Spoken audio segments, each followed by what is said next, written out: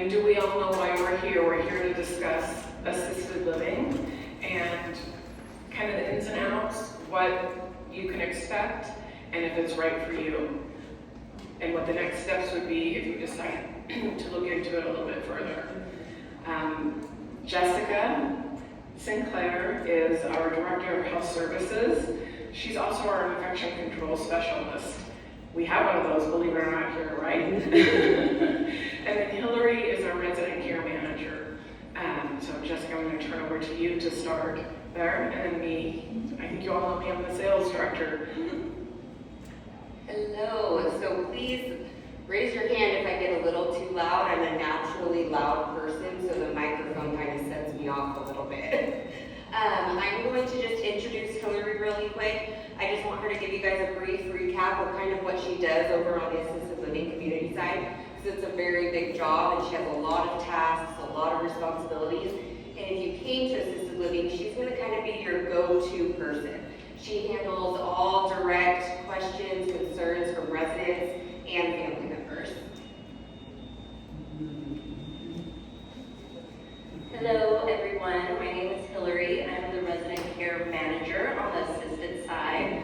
Like Jessica said, I'm really your guys' go-to person. So if you guys are an independent resident, if we have that initial evaluation, that will be me doing the evaluation.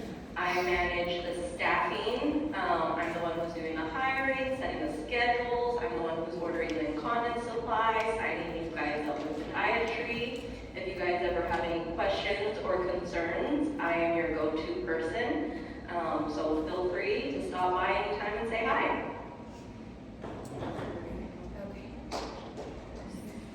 Thank you, Maria. So I just want to give a little background about myself first. So I've been in healthcare for about 16 years.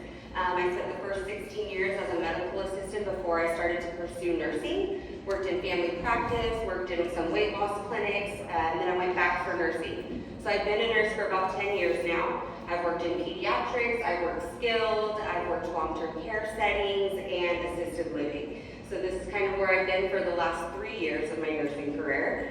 And we're just gonna talk today just certain signs that you could kind of look for where it could be like that trigger in your head, like, oh, maybe assisted living would actually benefit me and give me somewhere positive to go, right? So we're gonna go over a few, probably about 6 different areas of like those key points that could trigger something if you're interested. But what I do want to say is everything that I go over today, it's not you have to check off every single box, right? It could be that maybe one person can check off one. They're like, oh, I have this, but I don't have the other 10. That's okay. And maybe you don't have any of those boxes checked, but you just want to have something different, right? You just want to be surrounded by more people, more activities, things along those lines, and that's okay too. We're not here just to check off those boxes. This is just to kind of help guide us in that direction of how to follow it. So the first one we're going to go over is going to be poor nutrition and weight change. So a lot of times what I see when I'm doing evaluations on residents is they've either had significant weight gain or significant weight loss, right? Meaning 2 different things. One, if they're having weight gain, maybe they're just not able to cook their meals anymore. Maybe they're eating chips and cookies and candy for dinner, lunch, and breakfast because they just can't make it to the kitchen. They don't have that stability to get in there. They don't have the ability to go grocery shopping, right, to cook those proper meals. That's kind of where we kick in on the assisted living side. We provide those 3 meals that a lot of you are getting here, right? And we help get those nutrients to you in a positive way. The other one, which would be weight loss, is we're just not eating. Right? We don't have the energy to even get anything to have a healthy diet. Those are going to be 2 pretty significant things that I see when I'm going out and I'm looking at clinicals from the past, 60 days before someone moves in. I'm looking at their weight. I'm seeing where they're at, where they went, all of the trends. Okay, so that's going to be your first indicator. The next thing that we will talk about is, I think, one of the really big issues that I see with the older population is that their kids are older, right? Maybe they lost a spouse, their family's farther away, and they automatically go into this natural isolation, right? Because they can't get somewhere, they can't get to their family as often as they want to, and the natural thing when getting sad, right, is to isolate. No, I'm okay, I'm just gonna stay here. No, I don't wanna go anywhere, we're just gonna kind of stay in my room, we're gonna stay in my house. But over a certain amount of time, it's kind of this gradual and scary decline with somebody. And it can be a little bit difficult to get out of that. And so what assisted living does is we put you in a community with 100+ other people that even if you don't want to leave your home, you could step into the hallway and you're seeing other faces. You got faces coming in the morning, checking on you. Hey, can we get you up for breakfast? Do you want to go to any of the activities? I've seen an increase in just mental stability and happiness from residents as they come to assisted living because of the people that they're surrounded by. And it's not even that a lot of people know that they need this, right? But it's an automatic,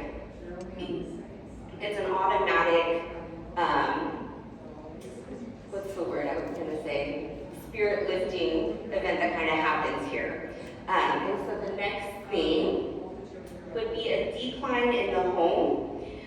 So I've gone on a lot of outings to others' houses prior to moving in, and I've seen a lot of things. So one of the things that I've seen is the clutter, right? You go into someone's house and you can kind of see like, oh, maybe they're just having a difficult time doing those daily tasks, whether that's sweeping, whether that's doing their laundry, or just cleaning up their dishes, things like that. Things get harder as you get older, and when you're left by yourself, it can be extremely difficult. And so what we're here to do is kind of take on a little bit more burden from you so that you can do a lot more and get rid of that isolation and sadness and depression. And so the other thing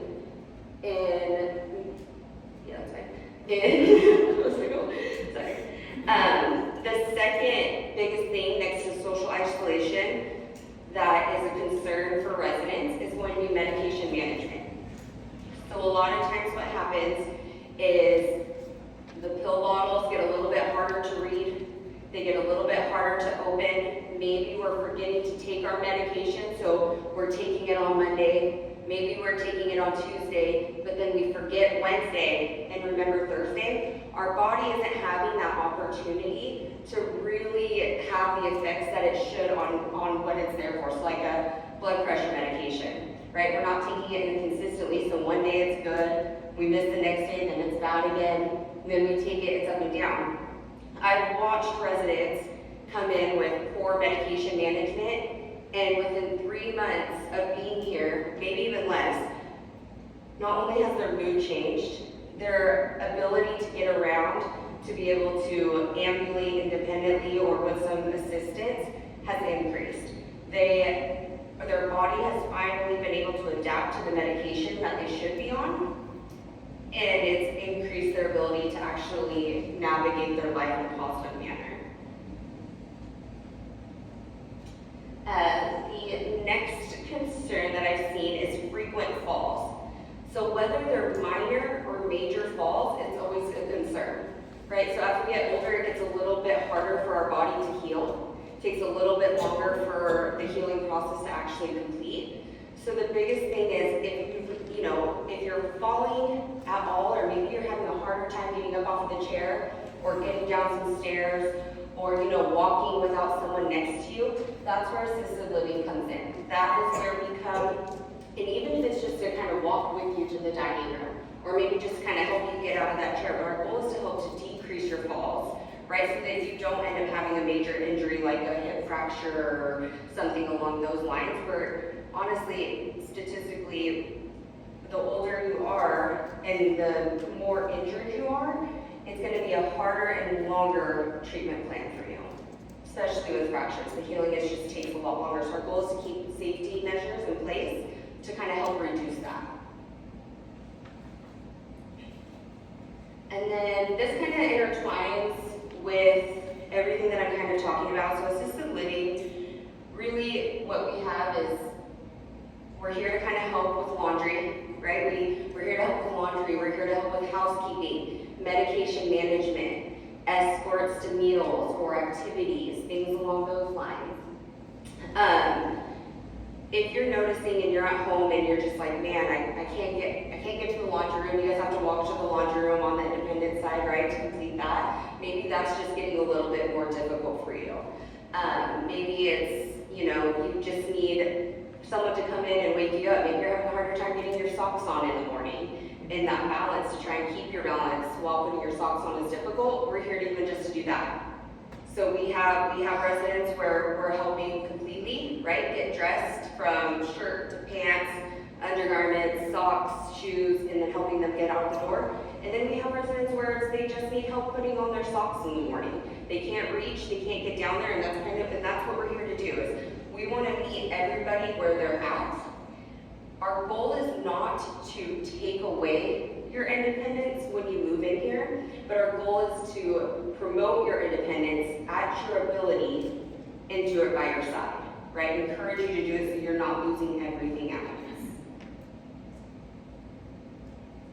And then increasing medical needs. So this would just be more frequent doctor's appointments, and this also ties into the medication management a lot. So a lot of times we're going to the doctors a lot more because we aren't taking our medications correctly, or we're having the falls, or we're having difficulties, getting dressed. There's a lot of reasons why we go out to the doctor's office more frequently, and that's one of the signs of needing a little bit extra help, needing some guidance from us.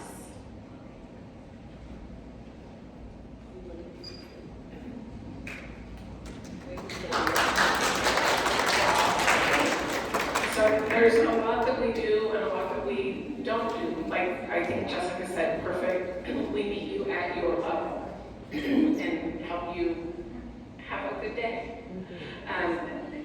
Part of what we're doing today too is we wanted to bring some people that have either moved from independent living in our community, Rosewood, or from outside of the community into assisted living, their family's experience, kind of their decision-making process, and how they are now that they're in assisted living and how it's helpful. So, would you like to introduce yourself? We can start with you, Corinne, maybe, and then go. Does that sound good? Yeah, that sounds good. I think Austin. I don't know if it'll read. It's not, do you know, it won't reach even without. You're okay. We got somebody on the cord. I think Austin would know me. I'm Corinne. I've lived here, this summer it's going to be 9 years. Do you need for me to have the microphone? Yeah. Yes. Oh. I was going to put a little bit. Okay. Well, I don't want to fall. That's one of the first things that we learn is just, to. Just a second.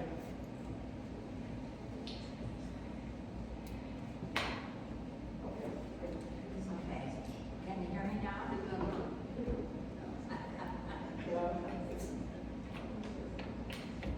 Hello, there we go. I'll hold it for you, okay? Okay. Okay. Now then, can you hear me, or do you need? Okay, all right. Well, I've lived here about 9 years, and I moved here initially because my sister told me she thought I needed to live here, or at least move out of my condo. And of course, I thought she was crazy. Okay, that would be nice. And but one of the things that made it really difficult for me was I lived in a condo, and my bedroom and the main bathroom were on the second floor. And I only had to take 16 steps up to the second floor, which turned out to be quite a number. And so I found myself frequently, I would be sleeping in my chair rather than going to bed at night because it was just too hard to get my body up the stairs. And then also, I began to have more difficulty with balance. And the firemen and I became good friends. You know, they would walk in the door and they'd say, "Oh, we've been here before. Oh, I remember you." So, anyway, I looked around lots of different places, and I thought Rosewood was the best place for me. Good layout, good facilities, you know. I mean, you've all lived here. You know what it's like. If you want to find fault every day, you can find it. If you want to be happy every day, you can be happy too. So, anyway, I went to Independent first, and I did fine there for a number of years. But gradually, you know, things got more difficult for me, as Jessica was saying. You know, well, I had to go from one side of the building to the other to do my laundry. And that just got to be too much of a chore. And I was resisting taking showers because I didn't really feel safe in my shower. And, you know, I can't remember all the little things, but those were two big things that made me think that maybe I should look at assisted living. And then the other thing I have to say is, I might not be like the rest of you, or you might not be like me, I should say, because whenever anything is suggested to me, my first inclination is to say, no, I don't need this, no, I'm not ready. So, of course, that's what I said at first. And, but people kept saying to me, no, we think you do need it. And with some reluctance, I moved over to assisted living. And it was one of the better decisions I've ever made in my life. I have to say that. I get taken care of very well. People are always concerned about my safety and reminding me to put my brakes on my walker.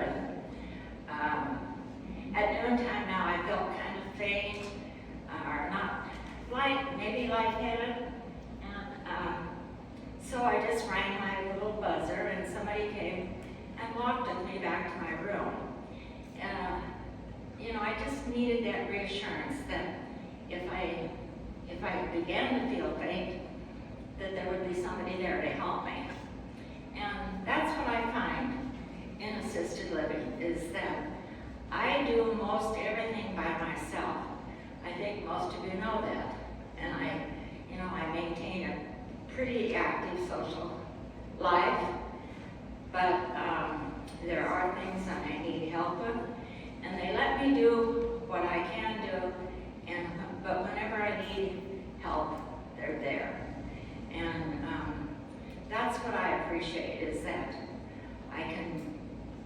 they let me do what I can do, but when I finally say, I need help, they're there. So, anyway, that's... Thank you. Do you have any regrets? Oh, no. Maybe my only regret was that I didn't move sooner. Thank you. Okay. Rosemary, would you like to say something?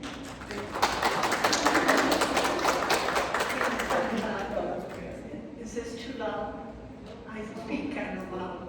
Anyhow, I came here by a kind of a circle route. I lived in Forest Grove with my husband in assisted living because I didn't want to live in my house alone.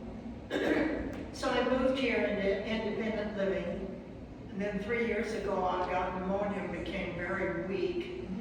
And so I decided it was time to move to assisted living, and I haven't been sorry. I can do what I want to do or not what I want to do. And it's just nice to have friends and people around. Thank you. Sean, would you like to say anything about your experience?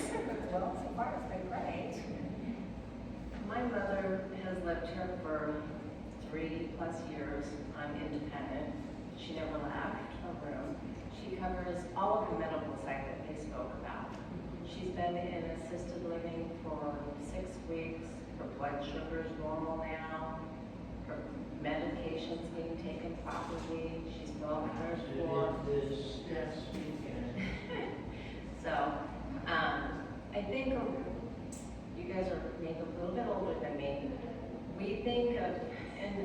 assisted living, almost like a convalescent home. And so we get fearful of that because our old memories of assisted living is not what we think they are. It's nothing like that. I love walking into the assisted living side. I feel like I can open any door. It's transparent.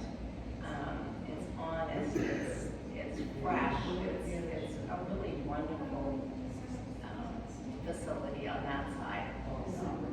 As a family member, I'm gonna ask her, as a family member, are you finding that you have a better relationship with your mom now that she's in assisted living as opposed to? It is incredibly better because I compare life to having a cup that's full, half full. You get up with a certain amount of energy every day, and when I moved her, my cup was empty. I had nothing left. So now my energy is starting to come back. I enjoy coming and visiting her. It's not a burden. I'm not feeling that frustration of, so that has been a tremendous help for me. Plus, I know she's safe. And that is, like I said, I think a while back, I hadn't had a full night's sleep in 3 years. I wake up every hour worried. So it's been wonderful. And I have no regrets. Thank you.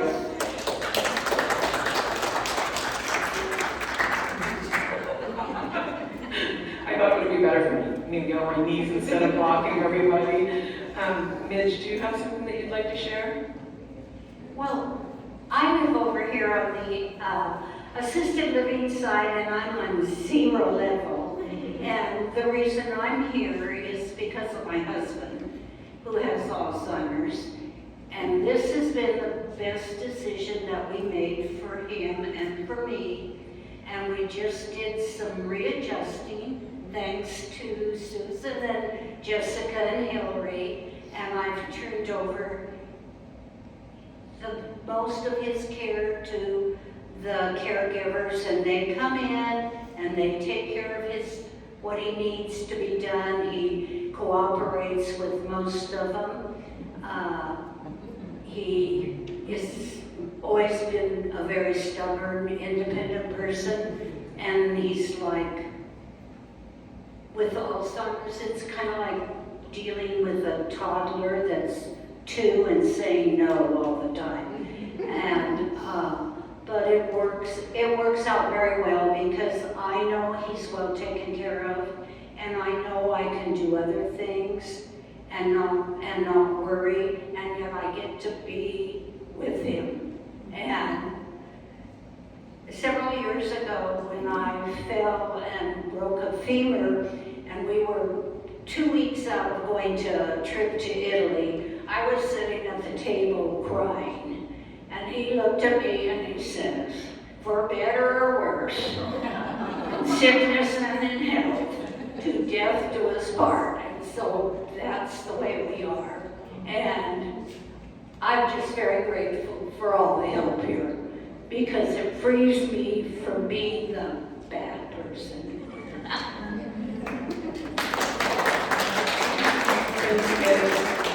For those of you, there's care levels that are charged. So when she said she's a 0, she's not a 0 by any means. It's just, she doesn't have any care needs.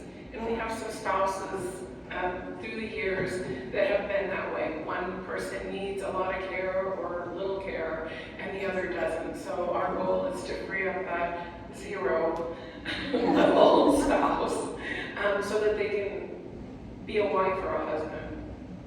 So, thank you. Kelly.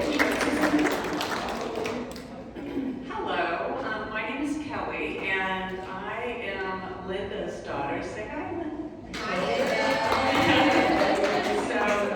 I think most of you are very familiar with each other and with the facility. So what happened was about a year and a half ago, it became apparent to me that my mom was living in her home with her husband. He had a stroke, and so he was out of the house a while, and it became very apparent to me how much my mother was kind of degrading and it was stress, but it was also a lot of stuff that could have been more visible if she hadn't been, able to mask it with her husband helping this, and that, and the other thing. So, as you all probably know, transitioning from any stage of life to the other is a process. And so I started talking to Mom about, maybe going into assisted living, because it was very clear to me she wasn't driving anymore, and she was starting to not be very good at the computer, so being able to order food from Safeway and have it delivered, that sort of thing. And she would make excuses and make excuses. Oh no, well I haven't cleaned out the file drawers yet, so until I can clean out the file drawers, or until I can do this, I don't want to think about it. And I just kept talking to her about it, and it was clear to me that she was dwindling at home. And a lot of what I saw today, ticking off the boxes, she really was ticking off a lot of the boxes. She was losing weight, she was isolated, and she wasn't eating, and she was just having a lot of those kind of difficulties which one can expect when one is aging and not aging in a healthy way, in a healthy environment. So we finally got her here in July of last year, and she has gained 15 pounds.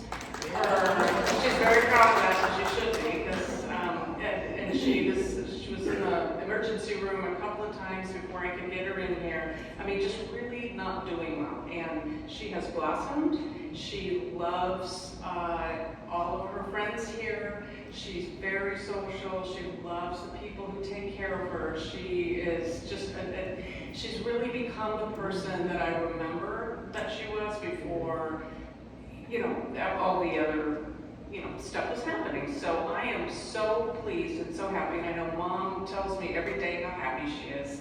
And we discuss it. I say, Mom, it's like living on a cruise ship. You can, it's except, and she said, but you don't get seasick. So you get to do, the things that you want to do, but she needs also her time alone in her room to kind of ground herself or readjust. I think we all need that time to recharge. And this place gives her everything she needs, and she's very happy. And so I want to thank everybody here, wardens and inmates, as she calls them, and for being so kind to my mother, and for just being such a wonderful, warm community. So you should all be happy yourselves if you're doing so well. Thank you, Kelly, and thank you, Linda, for being such a sport. It's hard to be talked about, isn't it? Especially when you're hearing things that aren't great about yourself. So to sit and hear those things, but look at how far you've come, and I think that's beautiful. And you get to have that mother-daughter relationship again, right? So, Linda, do you have any regrets? No. Okay. Great, well, thank you. No, I want to thank you and the wardens and the inmates. Everybody here is nice and just really, really, even people in the kitchen, they want to make sure that you're doing okay with him, because you can usually find me on Smoke Shack. She said you can find her out in the smoke shack. And then we have Linda Jo here. Linda Jo, did you want to say something? Okay. Hi there. I've been here at Rosewood now for about 4 months, and previous to that I was at Avamere for a year. One day I fell in my apartment, and I ended up having sepsis and pneumonia and COVID all at the same time. And I laid on my floor for about 24 hours, and I couldn't reach the phone. I couldn't reach my little life alert thing that I had. I bought it being a good girl and set it someplace that I couldn't reach it. That happened twice, and one day I just woke up at Avamere. I didn't remember the hospital visit. I didn't remember anything. And I lived on my own for many, many years, and I became very, very reckless.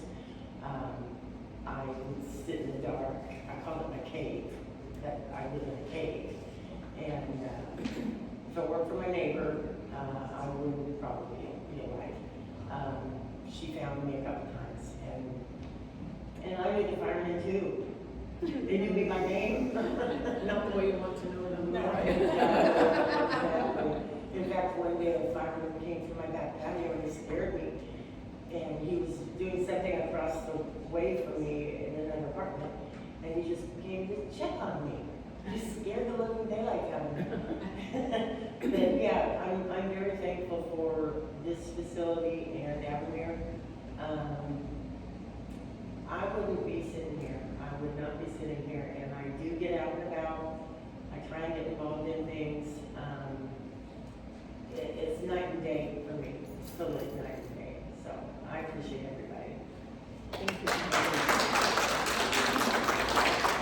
Thank you so much. I appreciate everyone sharing heartfelt, deep feelings about the process that they went through that may have taken a little bit of time or it could have taken years. So just thank you for sharing all of that. And you were in Avamere in the rehab for a long time, so I don't want to knock our competition, the other Avamere assisted living, but just wanted to say that and thank you.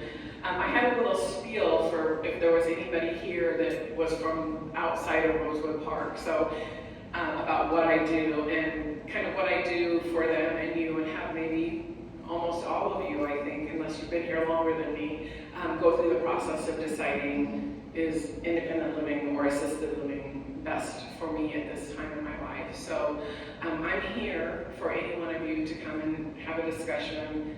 The front desk, you can set an appointment with them to see me. You can send me an email. You can call my line directly. That goes right to my desk. And my contact information should be in your packet. But I'm the one you start with the process. And the process would be signing medical release forms, picking out an apartment on the assisted living side, and then doing an evaluation or assessment with Hillary does those, but sometimes Jessica's involved in seeing what we can do to meet you where you are and what you need or want. So that's all I have to say. Does anyone have any questions for our panel or for any one of us?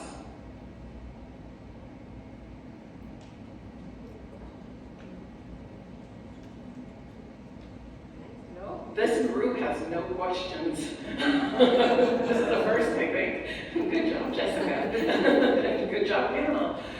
There are some refreshments in the back if you'd like. Oh, okay. So would you tell us a little bit about the ones? Sure. When we talked about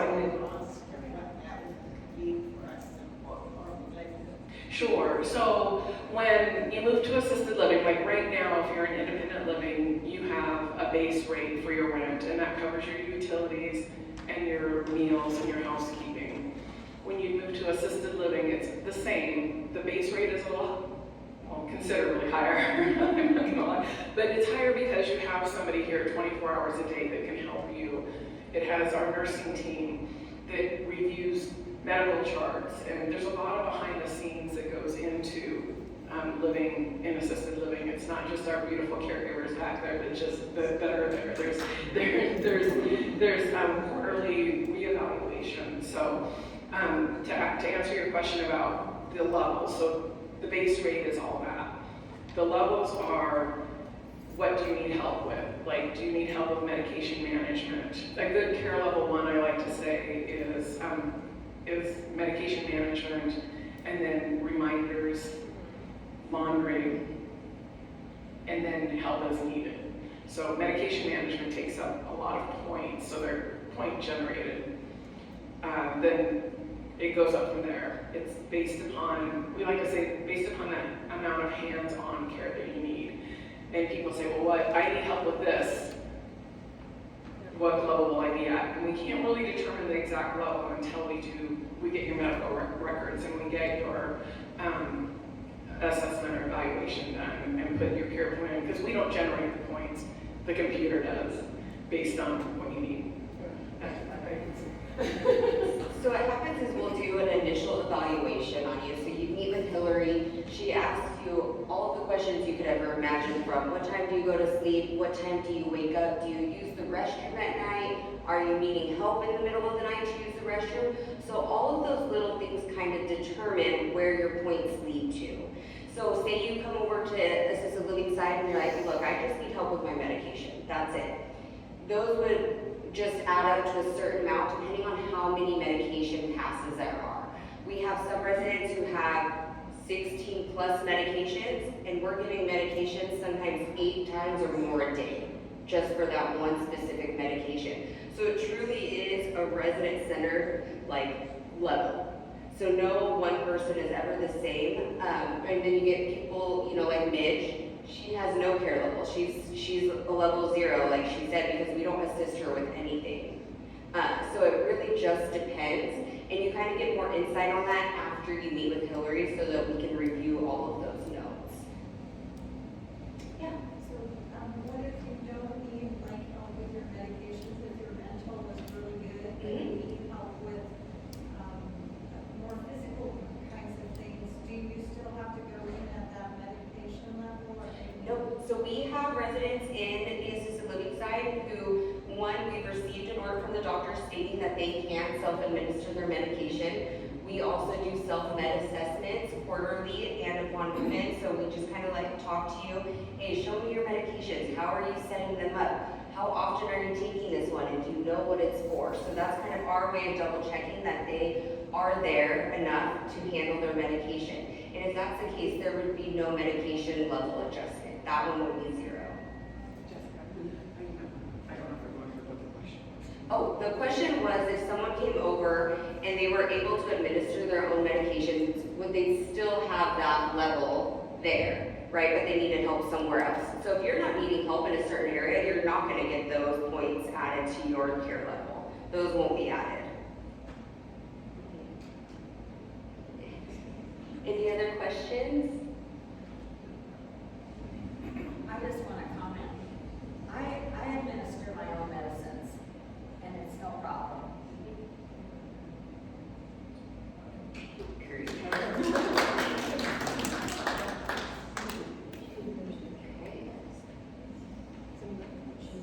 that it? Anyone else?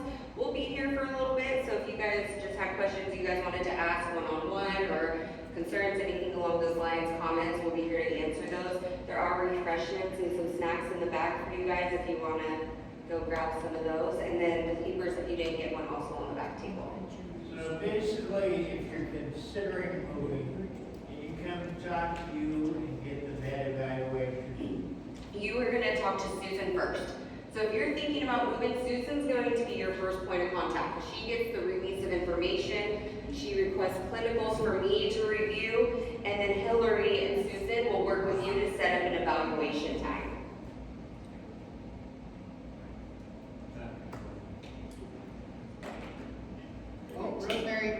Rosemary. It seems like the point value thing, excuse me, seems very complicated. When you actually move into assisted living, it's just a piece of cake.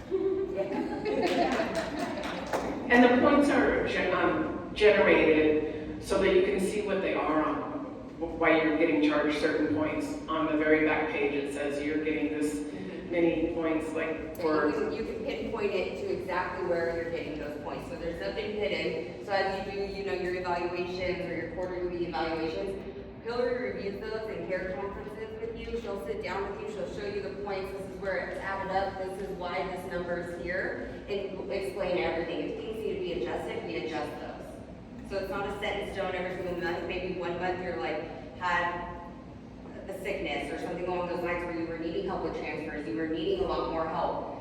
It doesn't have to stay the same every single month. You might get physical therapy, occupational therapy, and you get a lot more strength, and then you decrease in the help that you need. So nothing is set in stone. Good point. Is there anything else? Any comments? Oh, here's one that Mitch likes. Your trash is taken out. And they do the laundry. Those are on the base rates too. Okay. Well, enjoy the treats back there.